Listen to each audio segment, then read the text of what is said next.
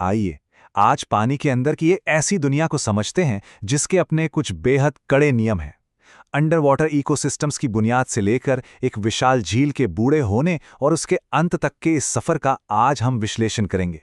तो चलिए इसमें गोता लगाते हैं। इस पूरे विश्लेषण को हम 6 हिस्सों में समझेंगे। पहला, क्लासिफाइंग एक्वाटिक इकोसिस्टम्स। दूसरा, लाइफ इन द वाटर। तीसरा, रूल्स ऑफ एक्वाटिक सर्वाइवल। चौथा, द एजिंग ऑफ लेक्स। पांचवा, यूट्रोफिकेशन यानी डेथ बाय न्यूट्रिएंट्स। और आखिर में सेविंग आवर वाटरवेज। तो शुरू करते हैं पहले हिस्से से, classifying aquatic ecosystems salinity levels के आधार पर।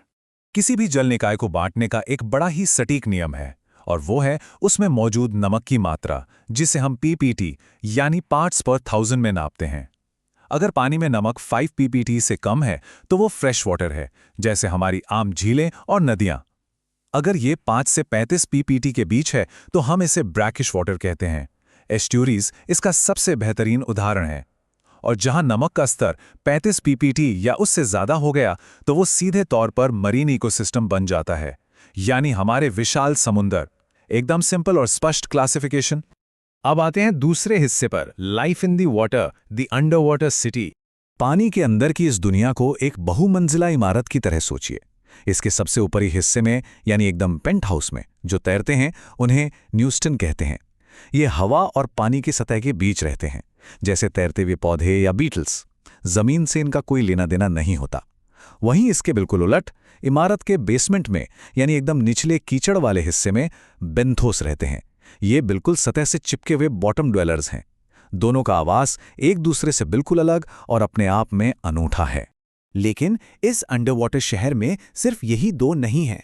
प्लैंकटन को ही ले लीजिए। ये वो माइक्रोस्कोपिक पौधे और जानवर हैं जिनकी दिशा उनके अपने हाथ में नहीं बल्कि पानी की लहरों पर निर्भर करती है। फिर आते हैं नेक्टन, जो बेहद ताकतवर तैराक होते हैं। इसमें छोटे कीड़ों से लेकर विशाल व्हेल्स तक शामिल हैं। और एक होते हैं परिफिथिन, जो पौधों के तनों या जड़ों से कसकर जुड़े रहते हैं।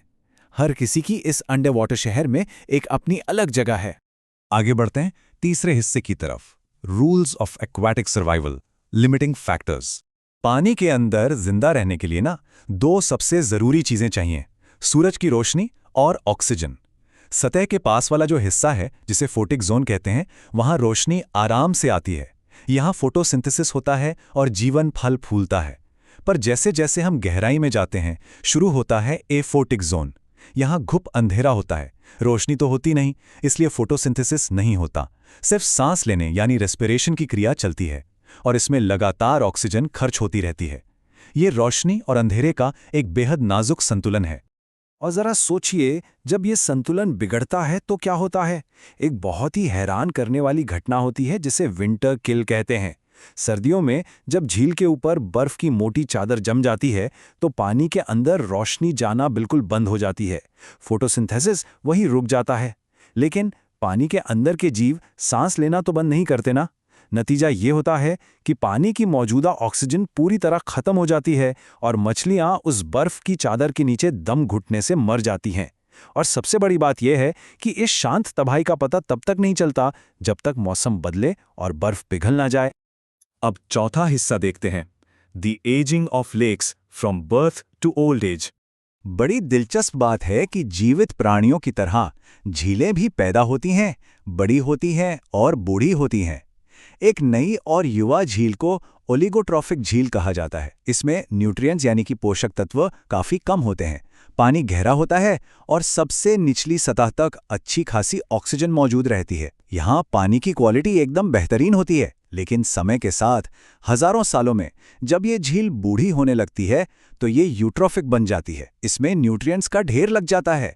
झील उथली यानी शैलो हो जाती है और निचली सतह से ऑक्सीजन पूरी तरह गायब हो जाती है। ये बिल्कुल 2 अलग अलग दुनिया हैं जो एक ही झील के अलग अलग दौर को दर्शाती हैं। और यहीं से शुरू होता है हमारा 5वां हिस्सा, यूट्रोफिकेशन, डेथ बाय न्यूट्रिएंट्स। यहाँ एक अजीब सी विडंबना है। यूट्रोफिकेशन शब्द असल में ग्रीक भाषा से आया है, जिसका मतलब होता है पर्याप्त और स्वस्थ पोषण। पर यहाँ यही पोषण एक किलर बन जाता है।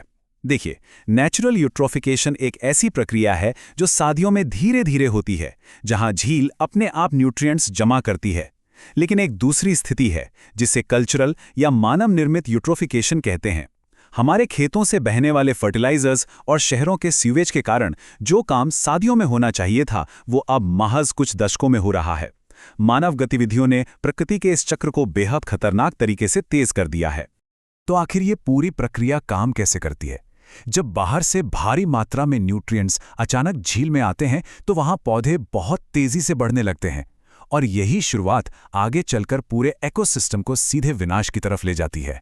इस पूरे सीक्वेंस को एक चेन रिएक्शन की तरह समझिए। पहला कदम न्यूट्रिएंट्स का जमा होना। दूसरा, इन न्यूट्रिएंट्स के मिलते ही सतह पर एल्गी यानी काई की एक घनी हरी चादर छा जाती है जिसे एल्गल ब्लूम कहते हैं। तीसरा कदम, इस चादर की वजह से सूरज की रोशनी नीचे नहीं जा पाती और झील के अंदर वाले पौधे मरने लगते हैं।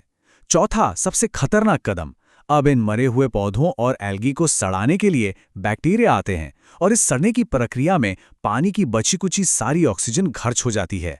अंत में आता है पांचवा कदम, अनोक्सिया यानी ऑक्सीजन का जीरो हो जाना। ऑक्सीजन के बिना सभी जल जीव, मछलियां सब दम घुटकर मर जाते हैं। इस विनाशकारी प्रक्रिया का नतीजा बेहद भयंकर होता है।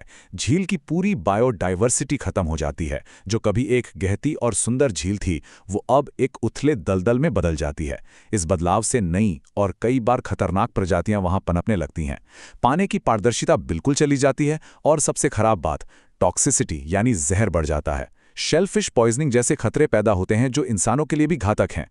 एक चमकती हुई झील का एक जहरीले बेजान दलदल में तब्दील होना वाकई बहुत दुख की बात है।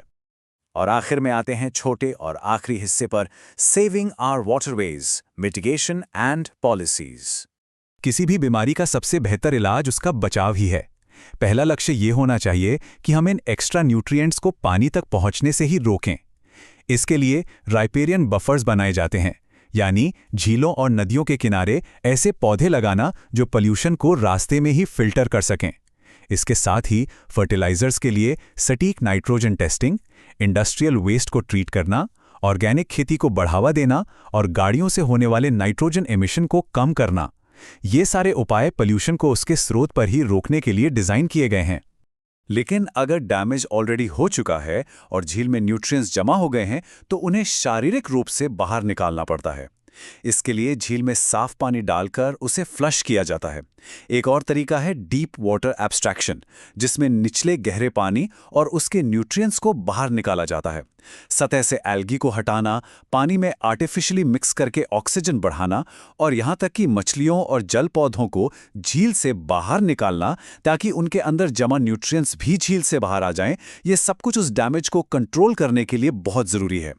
पर एक बात ध्यान रखना ज़रूरी है कि सिर्फ टेक्निकल तरीके अकेले काम नहीं आ सकते। इन्हें सफल बनाने के लिए एक मजबूत मल्टी डायमेंशनल पॉलिसी की ज़रूरत होती है। इसमें लोगों और किसानों की एजुकेशन, लगातार साइंटिफिक रिसर्च, कड़े इन्वायरमेंटल नियम, इकोसिस्टम का संरक्षण और सबसे ज़रूरी आर्थिक या फिस्कल इंसेंटिव शामिल होने चाहिए। एक ऐसे फ्रेमवर्क की ज़रूरत होती है जो आम लोगों को इस बदलाव का हिस्सा बनने के लिए प्रेरित करे। तो इन सब बातों को समेटते हुए आखिर में एक बहुत बड़ा सवाल हमारे सामने आता है। एक झील का प्राकृतिक जीवन काल हजारों साल का होता है, पर मानव द्वारा फैलाया गया प्रदूषण इस आयु को घटाकर महज कुछ दशकों तक ला सकता है। ऐसे में सवाल ये है कि क्या हमारी ये मल्टी डायमेंशनल पॉलिसीज और हमारा विज्ञान हमारे खुद के फैलाए हुए प्रदूषण की इस तेज रफ्तार को पीछे छोड़ पाएंगे? इस एक छोटी सी लेकिन बेहद जरूरी सोच के साथ आज के इस विश्लेषण को यहीं रोकते हैं। जुड़ने के लिए बहुत बहुत धन्यवाद।